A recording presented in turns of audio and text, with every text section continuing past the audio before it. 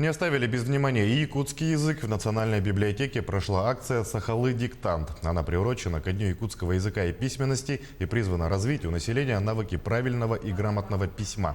Диктант этого года прошел на 4 площадках и был приурочен к 125-летию первого комедиографа в истории якутской литературы Николая Неустроева.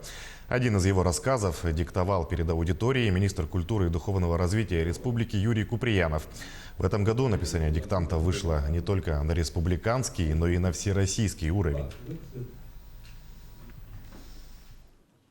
То, что народу становится больше, поскольку диктант уже проводится 7-й раз, это говорит о том, что он востребован.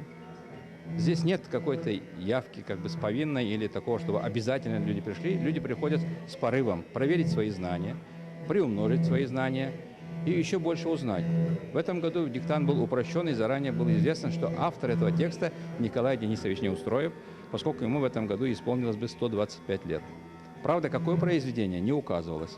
Но я сегодня могу по секрету сказать, что это называется произведение «Рыбак». Так, балыксыт.